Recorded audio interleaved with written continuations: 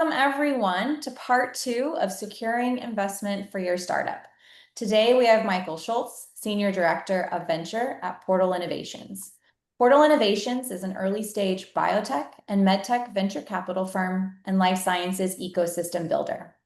Before joining the Portal team 4 years ago, Michael was a life sciences consultant at Health Advances and completed his PhD at Harvard, where he studied the mechanisms of aging.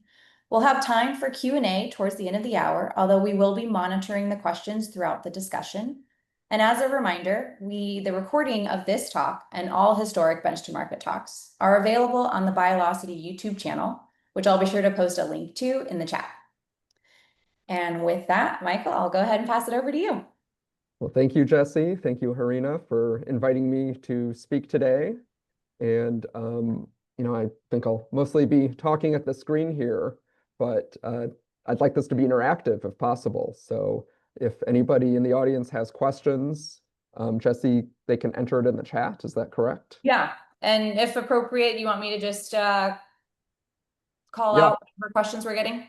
Call out for questions. We can Okay. kind of take them as we go. And I don't think it'll really be that much of a conversation, but questions don't have to be held till the end.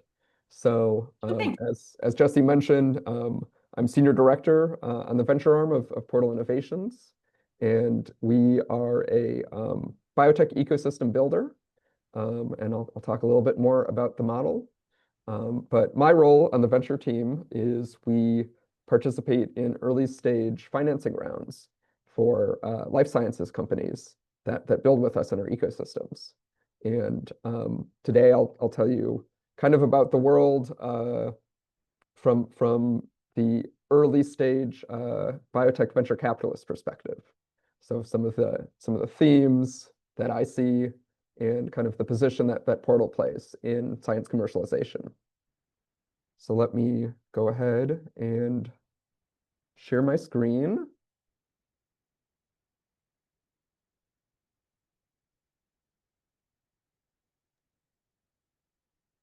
Looks good on our end. Okay, fantastic.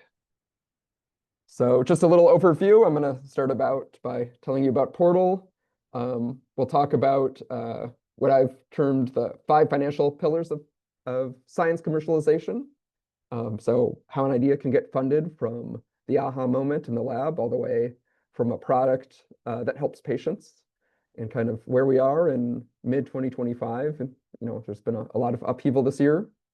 I'll spend most of the time talking about the VC perspective in my job and how we interact with companies.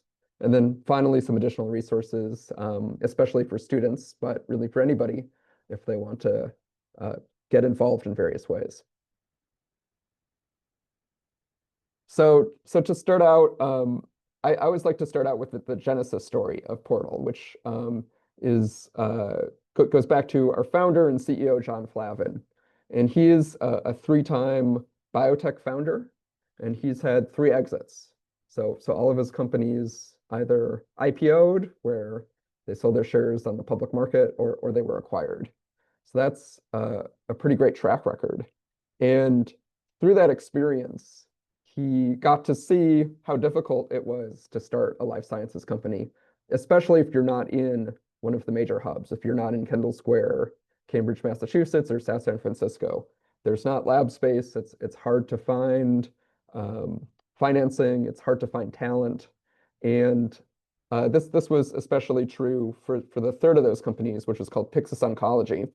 It was founded in 2019 with a University of Chicago professor, Tom Gajewski, to focus on some novel immuno-oncology targets.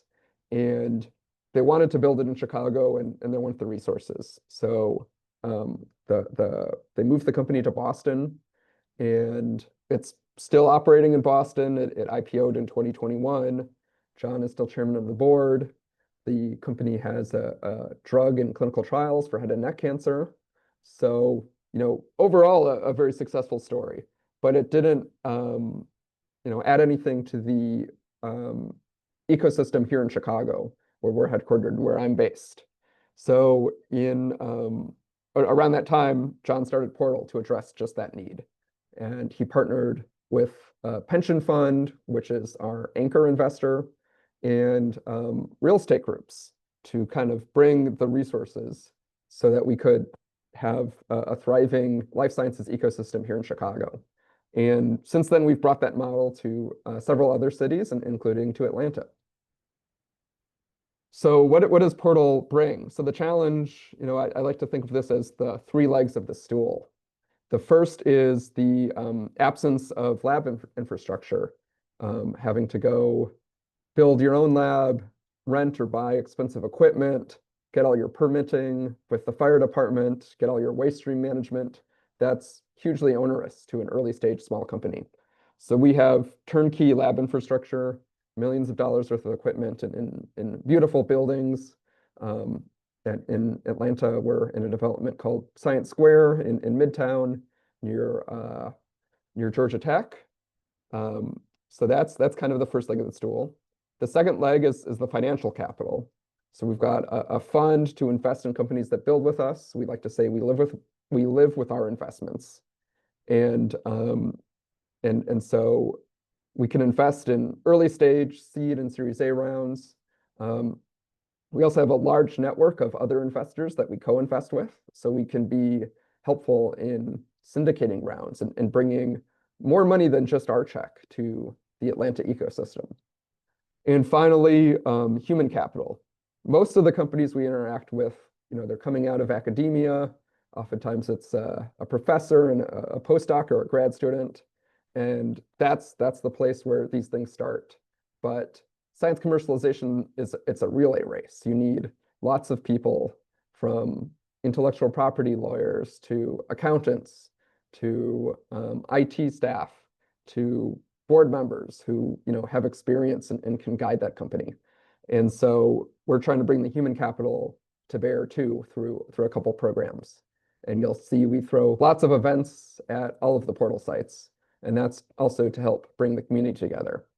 And my colleague, Ashley Cornelison, heads up our Atlanta site. She's on the Zoom today. So if you don't know her or Eddie or our other staff in Atlanta, you absolutely should get to know them. So as I mentioned, Chicago's our headquarters. We've been operating here since 2021. That's where I'm based. But since then, we've grown quite a lot and have brought this model to now 3 other cities. So we've got a site in Boston. You might ask, well, Boston's already got so much, but we're not in Kendall Square. We're in the south side of the city near the UMass campus, actually in the former Boston Globe building where they used to print newspapers. And so that's a region of the city that hasn't seen as much support. And what we're finding is even in Kendall Square, what we bring to companies isn't always available, and it's valued.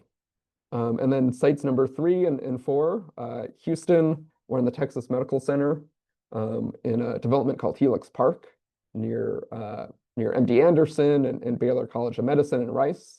And then, of course, our site in Atlanta, we work a lot with Georgia Tech and Emory and Georgia State and other stakeholders in the Atlanta ecosystem. And we've got sites 5 and 6 coming online early next year in Providence, Rhode Island, near Brown, and in New Brunswick, New Jersey, near Rutgers and Princeton. And some of my colleagues work on expansion. So we've got a number of conversations going for further Portal sites in more cities, because we think that innovation doesn't only have to happen in 2 places in the US for life sciences. It should be more spread out. It should be more democratized, but it does have to be resourced properly to see the full value. I just want to, I can tell about Portal, but I think the story comes more through the stories of our portfolio and our member companies. So I just want to highlight a few of them so you can get a flavor for what kind of companies we support. So Synaptrix is one of our companies in Atlanta. We participated in a $10 million round late last year, and they have a medical device to reduce post-operative pain. So basically, the focus right now is on knee replacement surgery. And before the surgery, the surgeon places two probes around the nerve in the knee, and the probes stimulate the nerve and basically cause it to be non-responsive reversibly. And the idea is that patients will need to take less opioids and have better pain management post-surgery. And this company's going through clinical trials right now. CardioSense is headquartered here in Chicago, but is a spin-out of both Northwestern and Georgia Tech. That's kind of a nice collaboration between two of our ecosystems. And they're developing a wearable device for congestive heart failure, which is basically where the heart isn't pumping enough blood. And it's a very prevalent condition in older adults, once people get into their 80s and 90s especially. And it can be managed with drugs, but oftentimes it's hard to titrate those drugs to the right levels. And if they're not, patients need to go to the hospital. And there's very good data that shows with an implantable device, you can predict before they're going to go to the hospital when you need to adjust their drug levels. And CardioSense has developed a wearable version of that implantable. And we were very pleased. Just last month, they got FDA clearance for this device. And so now they're actually beginning the commercialization process to both start selling it and generating more clinical evidence that it's equivalent to an implantable. Moonlight is another of our Atlanta companies. We invested last year, and they're a drug device combo. So it's a wearable patch. It goes on the skin for 5 minutes a day for peanut allergy, which, I know, at least before we looked into Moonlight, I thought of allergy as something that's managed really with food avoidance and is not that serious a condition. But it is managed through food avoidance, but that management isn't very good. And especially for things like peanut allergy, peanuts and nuts are in everything.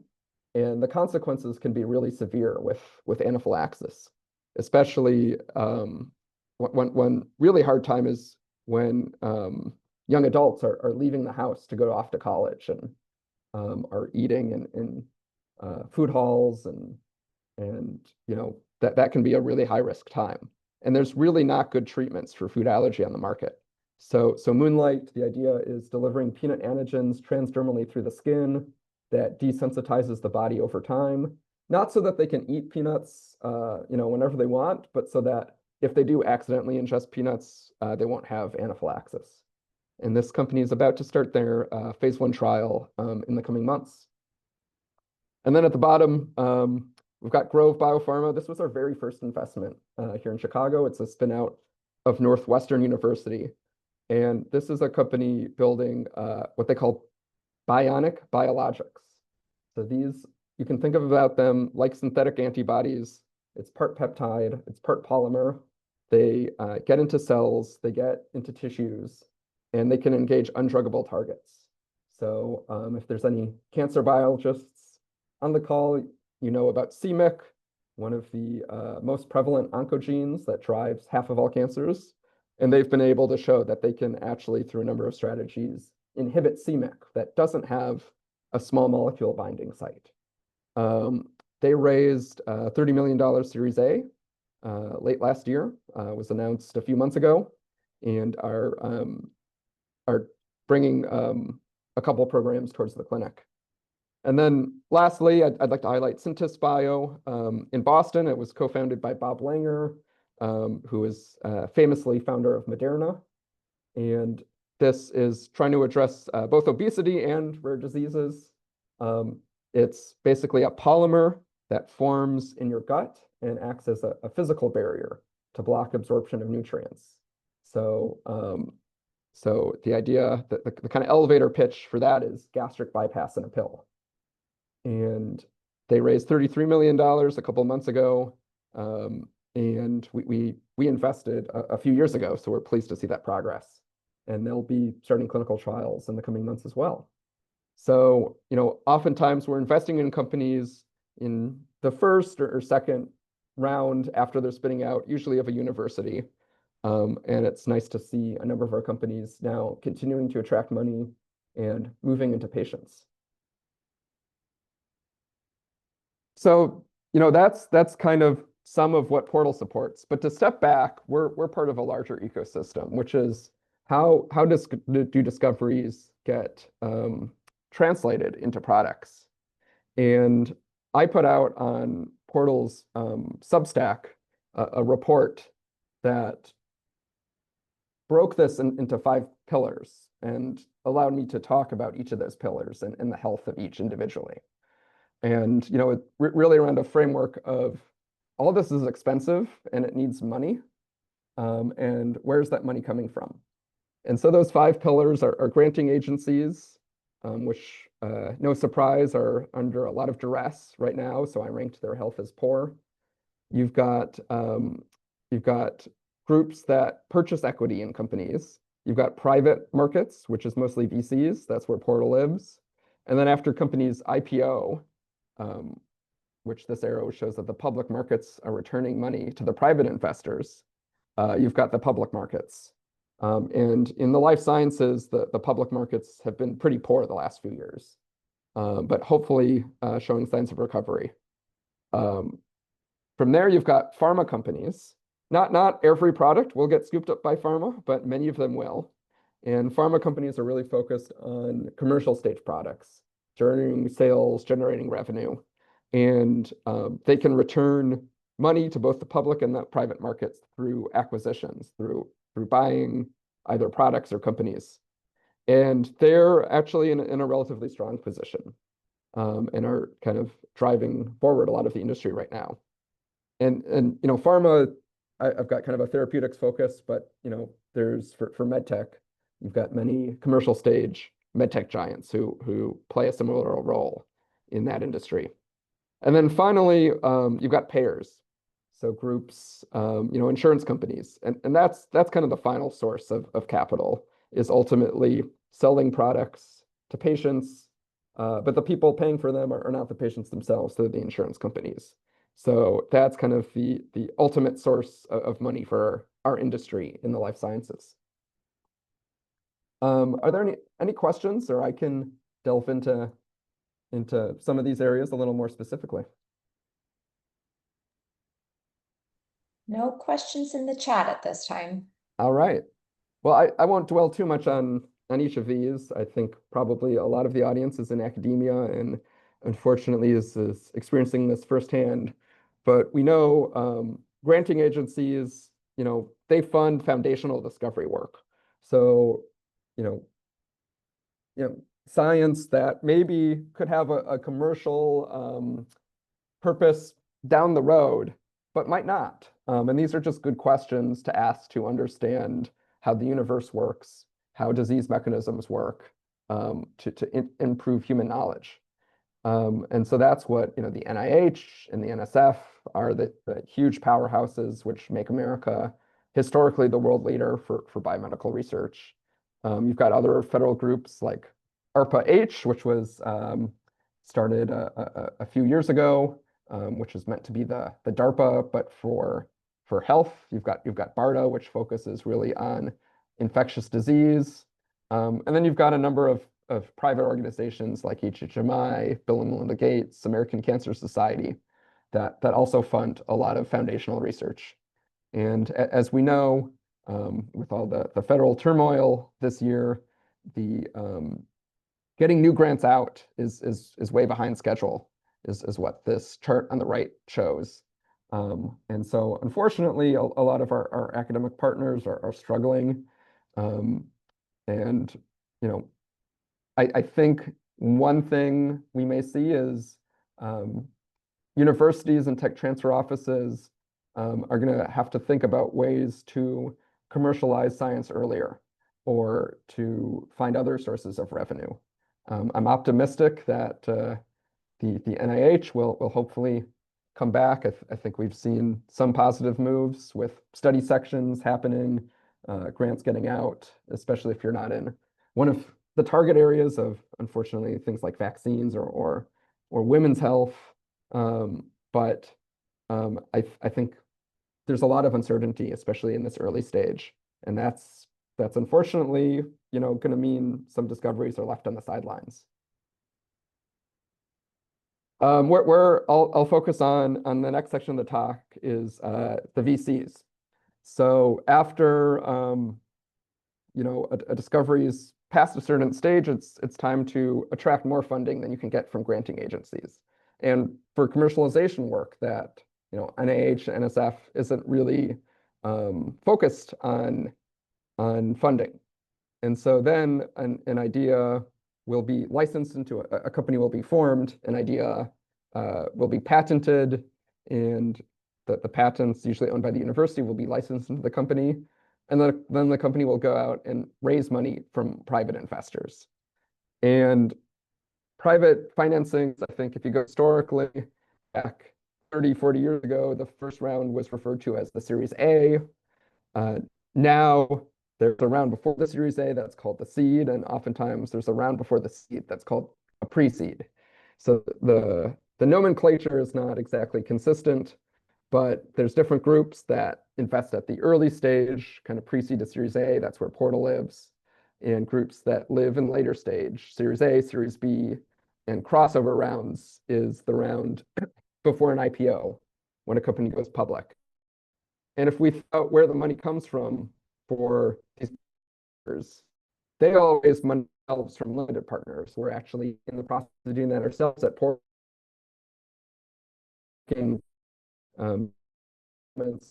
Pension individuals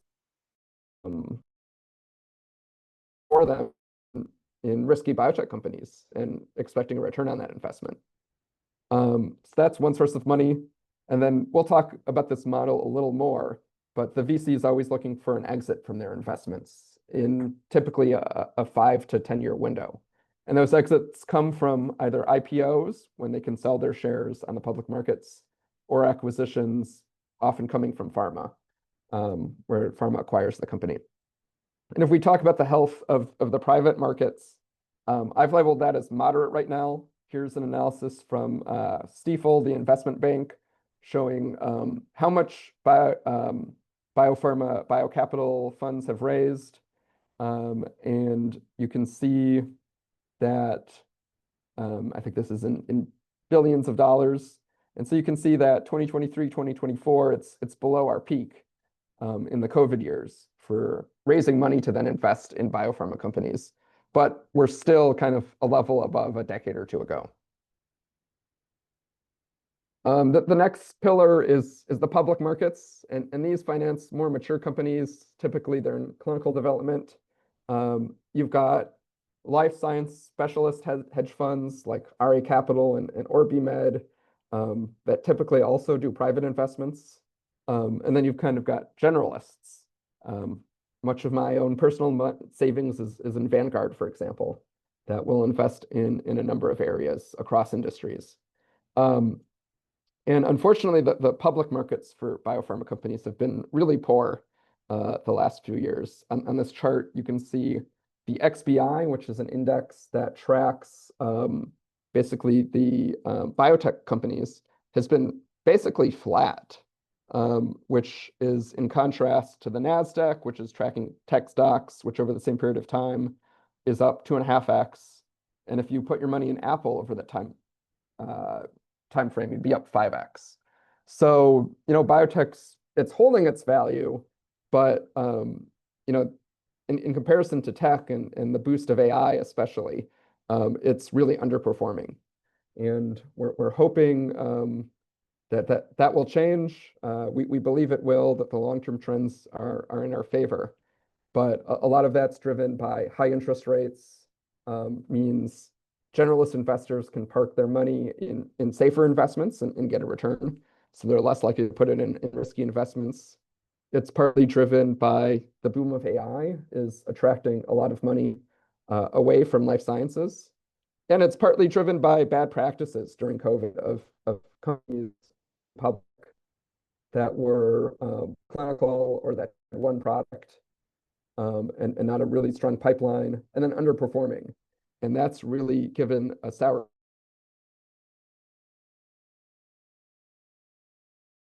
from my understanding and conversations I have, performing decently well. This pillar is biopharma, and they're running businesses, so their businesses are all about having drugs to sell, making a profit. And then, well, especially Eli Lilly and Novo Nordisk with their GLP-1 drugs, which are the biggest of all blockbusters in all history. But overall, a lot of biopharma companies have a lot of money in the bank. They're going to need to keep doing acquisitions to fill their pipelines. Um, 20, 30 years ago, biopharma companies developed a lot of their products in-house. They had internal R&D teams. But more and more, what we've seen is a focus on external innovation. Today, about 2/3 of all drugs that are marketed by pharma started their lives in biotech and were acquired at some point in their history. So, and these pharma companies, they have patent cliffs. They can only generate huge returns on their investment while they have exclusivity with their patents. And so they need to keep filling up their pipelines. And so we're optimistic that acquisitions will continue to return capital to the markets because these companies need to fill their pipelines. But I think it's also sobering to realize how small the biopharma industry is compared to other industries. And this chart on the right is from Bruce Booth, who's a partner at Atlas Venture, in his annual year-end review talk, which I recommend anybody's interested listen to, and comparing the market capitalization, so the value of the top 10 biopharma companies at the time, and I think this is still true, is about equivalent to NVIDIA, one company. And so even Eli Lilly is small potatoes compared to NVIDIA and Apple and Meta and all these tech giants. And then lastly, I won't speak too much about the payer side because I'm not an expert here, but I think it's useful to have the payers in mind as the ultimate source of capital, the ultimate finish line for funding life sciences commercialization, because you have to have a product that people are willing to pay for. And in the US and most of the world, that's insurance companies, whether that's public like Medicare, Medicaid, or private health insurers.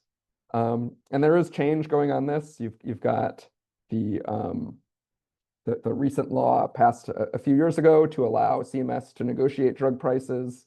There's two sides to that story. The health system has to be able to afford drugs, but also has to reward innovation at a way that'll keep being funded. So I won't speak in depth here, but of course, this is the backdrop in which our whole industry lives. So, I think it's useful to paint that big picture in mind because when we're talking about VCs, we're just one player in a whole ecosystem that has to keep moving money to companies, to projects, so that we can keep getting novel drugs and medical devices to patients. But next, I'd like to talk a bit about the VC perspective and how VCs make money.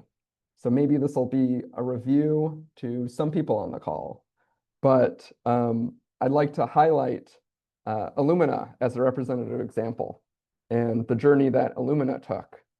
And this is an outsized example, a company that was really good for their venture investors and kind of what every venture capitalist is hoping for when they make an investment. And don't get overwhelmed that this actually should have been an animated slide. So let's focus first on this bar. And some of these numbers have been changed slightly just to make the math easier.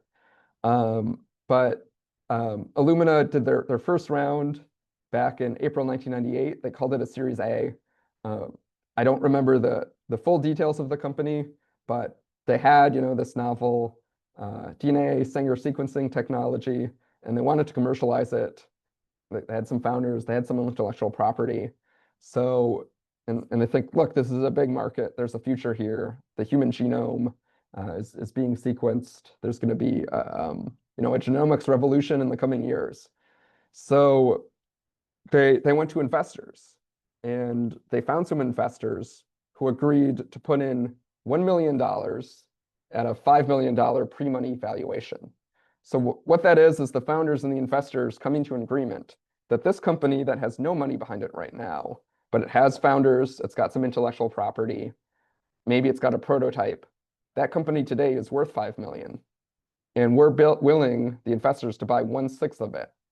So, so the investors give the founders $1 million. The investors now own 1/6 of it. The founders own 5/6 of it. And that company, which was before was worth 5 million, now has $1 million in the bank, plus that 5 million that the investors agreed they were worth. So their post money is worth 6 million now. So then the company makes some progress, develops some prototypes, maybe signs up some early customers. And they're like, okay, things are going well.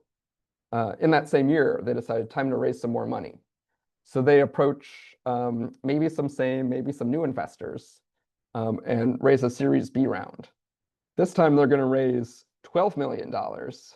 And they're going to say that that company that back in April was worth $6 million, now, based on all the progress we've made, we're worth $18 million.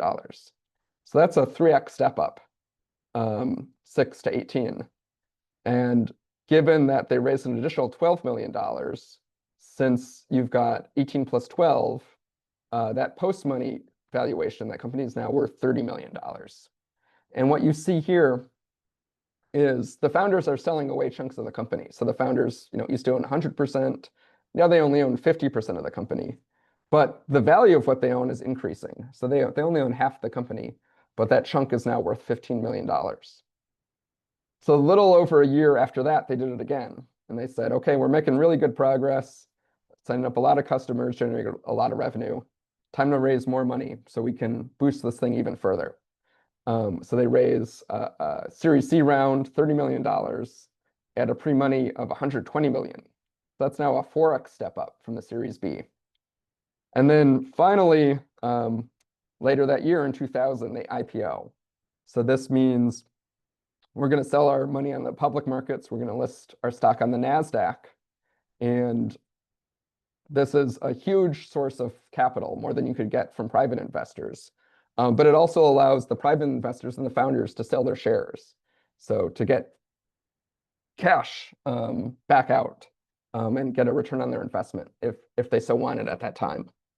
And so they IPO for $450 million, and then they sell an additional $50 million worth of shares.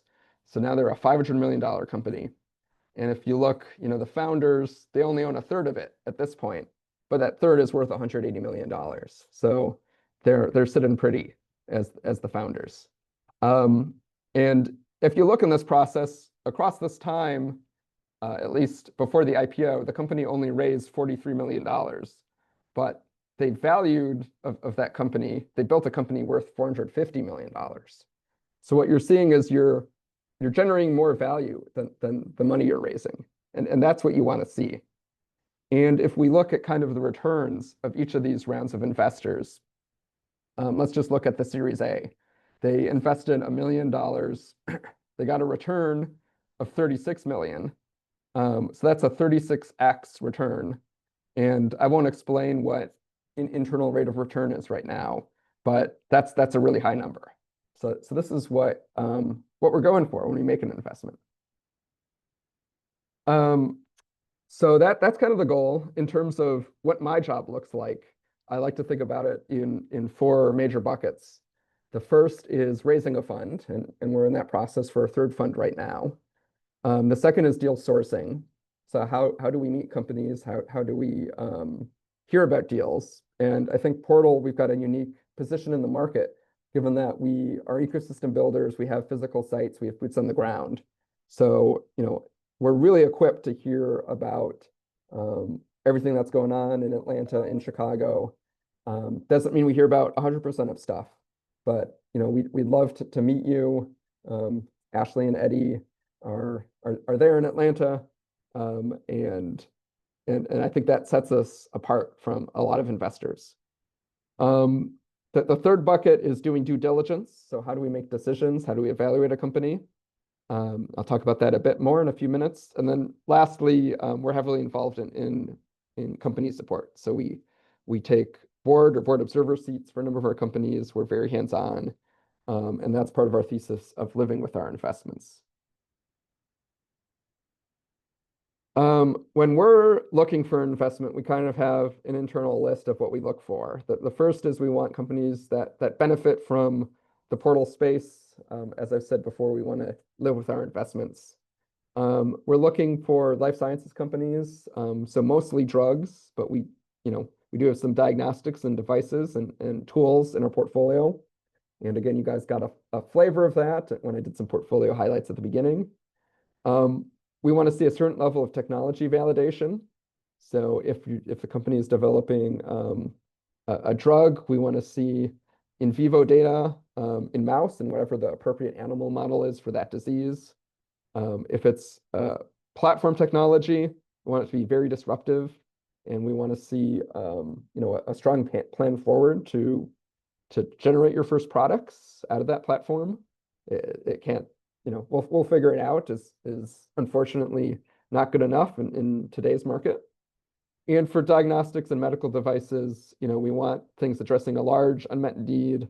And usually we're talking to companies, they already have a prototype in place. They've got some data from animal models, and to move forward on design and clinical testing. Most of the rounds we participate in are typically between $2 and $20 million is how much the company's raising. We do back first-time founders, but we always like to have a star founder or at least a lot of experience around the table. We want our companies to have a full-time person. It doesn't always need to be the CEO, but there needs to be some person who's every morning they're waking up and they're only thinking about, is this company going to succeed today? We want them to have filed for intellectual property. They can own it outright, or usually these companies, they're licensing it from the university. And we want a clear trajectory to follow on investors. So if we're investing in the seed round, we want to be thinking about who would invest in the next round in the Series A, and what would they want to look like? What would they look for so that the company can be charting out a plan to get there? And a conceivable exit, again, exit typically means IPO or acquisition in a 4 to 6 year time frame. Let me just pause. Are there any questions up to this point? Nothing in the chat or the Q&A section yet. Okay, well, I'll keep moving forward. So in terms of due diligence, when we've got a venture fellows program for PhD and MBA students, and when I train them, I always like to bring up the surfer metaphor because it works really well. So to go surfing really well, you need to have a surfer, a surfboard, and a wave. And in this metaphor, the surfer is the company, it's the team. The surfboard is the technology itself, and the wave is the market. And you really need all three to have a successful investment. If you've got a great surfer and a great surfboard, but there's no waves, you're not going surfing. Similarly, if you've got a big wave and a great surfboard, but your surfer doesn't know how to swim, they're going to fall off the surfboard and drown. So you have to have a good team in place that has the right support around the table. And so to delve into a couple of these in a little more detail, to start with the wave, the market, first we ask, is there a high unmet medical need? What's the standard of care? And is this addressing a problem that patients are going to want, doctors are going to want, and ultimately back to those financial pillars, payers are going to be willing to pay for at the end of the day.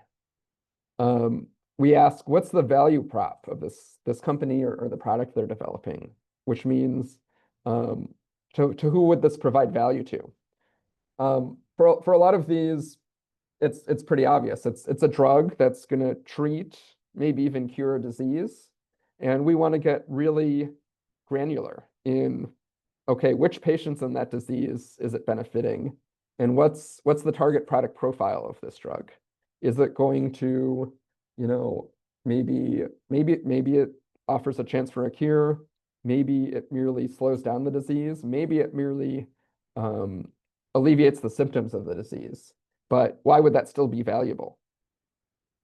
And then are there opportunities for exits? Are there other companies, products in this market that have been acquired, have had, financings, have IPO'd, and can we see a similar pathway forward for this company in front of us?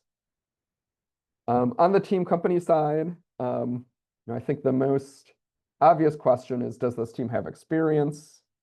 Again, we do back first-time founders, first-time entrepreneurs, but we want to see them being motivated properly, and there being experienced people around the table, maybe on the board, maybe as advisors, maybe as co-investors. Are they coachable? Are they committed to building this outside the university? Seeing as most of the companies are university spinouts, there can be incentives to try to want to keep things within the university ecosystem. And that can be great up to a point because you get access to grant funding, you get access to core facilities, but at some point the company needs to spin out and become its own thing in the real world, and focus on building the company as its own entity. And that's the right time when you would be talking about Portal actually investing. Are they properly incentivized? So do they have equity in the thing, and have they burned their ships? And that's a phrase about are they fully committed to this thing succeeding or failing? It's not best practice for who's ever running the company to have another gig on the side that they could always go to safely. You really want them, this is how they're going to build their career, by the thing that we're investing in. What key employees will they need? They might, maybe not today, but in the coming years, need to hire key people. And let's have that on the horizon. What are the value inflection points, and do the budgets reflect that? So to go back to the Illumina example, the reason they were able to get those step ups and build such value is because they hit inflection points along the way. Whether that's some level of technology validation, getting a prototype in place, getting an IND filed, having a phase 1 clinical trial with really exciting results. And are they raising, frankly, enough money and spending it in the right areas to hit those value inflection points? Who else is in the syndicate? So who else is investing alongside Portal? And what value can Portal provide? Again, we like to live with their investments and surround them with resources. And then the last big bucket, the technology, the surfboard, we want to ask, what is the secret sauce of the company? Why does this company have a right to win? Why can they do what they do better than anybody else in the world? Does their technology offer a marginal improvement, or is it a breakthrough?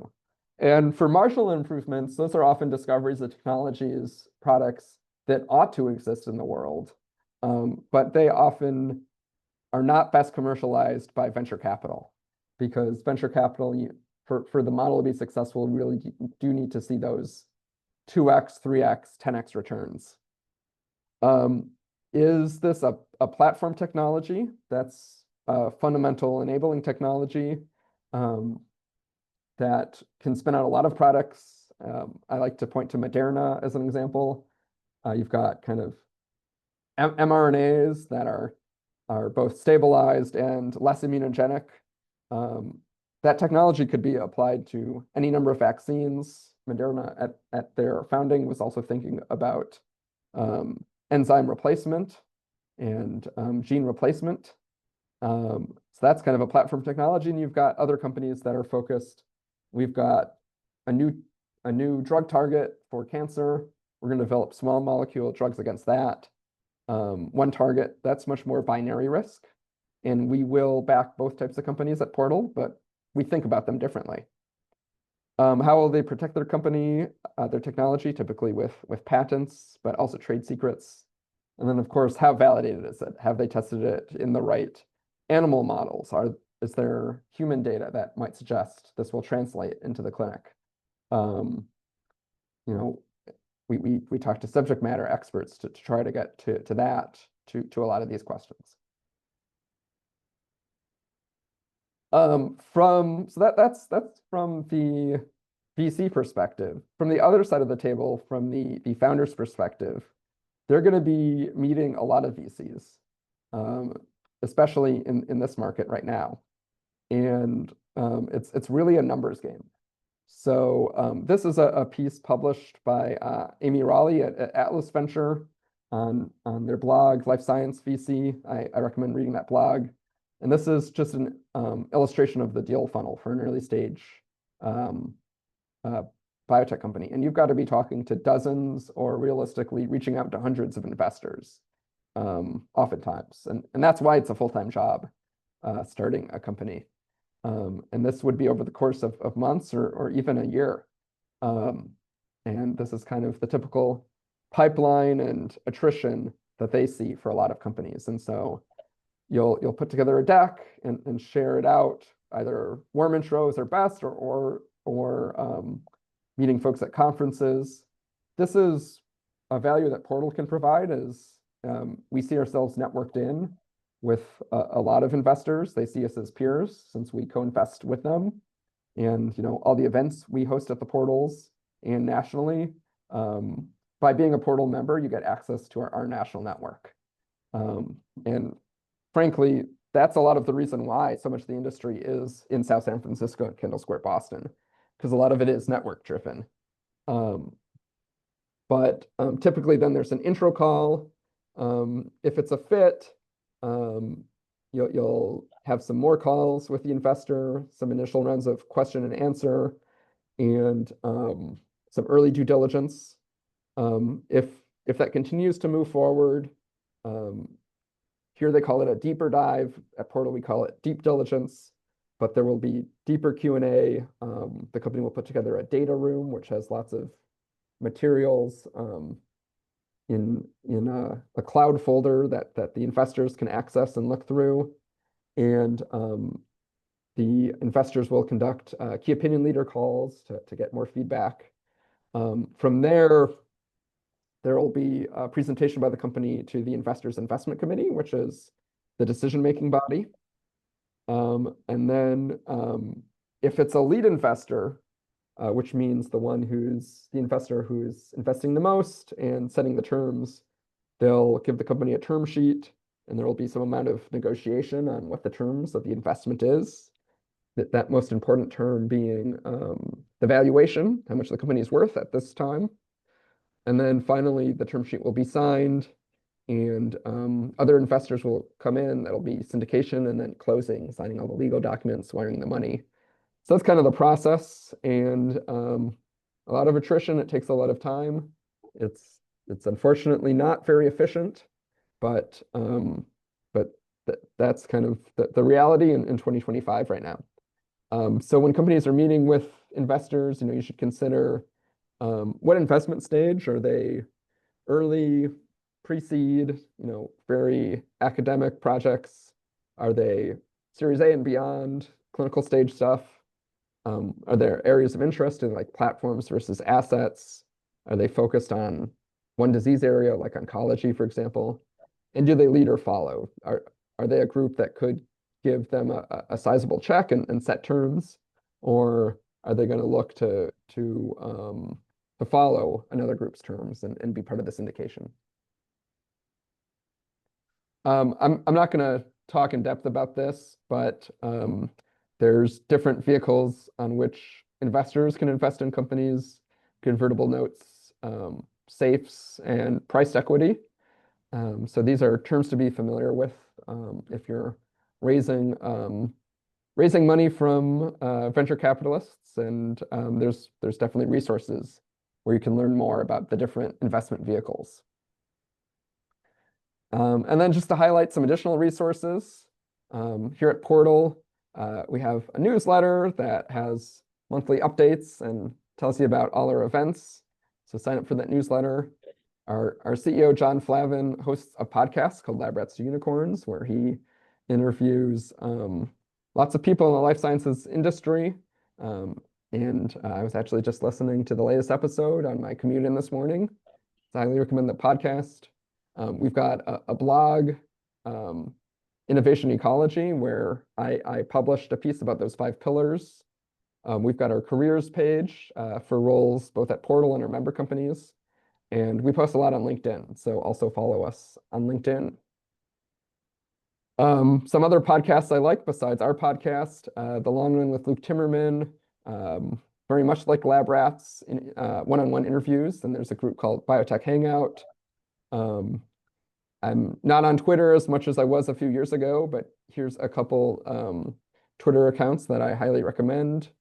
I recommend keeping up with biotech news. If you want to learn more depth about venture capital, here's a very good book. And also, if you have access through your university, PitchBook or Crunchbase publish information about company financings, and that's a wealth of information there. And then finally, really geared towards students, but open to anybody for various ways to get involved. Nucleate is a student-run group that focuses on science commercialization. They're going to be launching their activator program. Right now, actually, I'm going to Chicago's launch event tonight. And Atlanta's got a very active chapter. Women in Bio is a great organization with chapters both in Chicago and Atlanta. There's other local biotech organizations. Obviously, shout out to Biolocity here and the GRA. And most universities have biotech clubs and tech transfer offices where you can get involved. There's the NSF I-Corps program, which is excellent. Consulting is another angle to learn about the industry, and most universities have consulting clubs. And then, if grad programs support it, internships at investment groups or biopharma companies are great ways to learn with more experience on the ground. So that's all I got. So if there's any questions, happy to chat for 5 more minutes.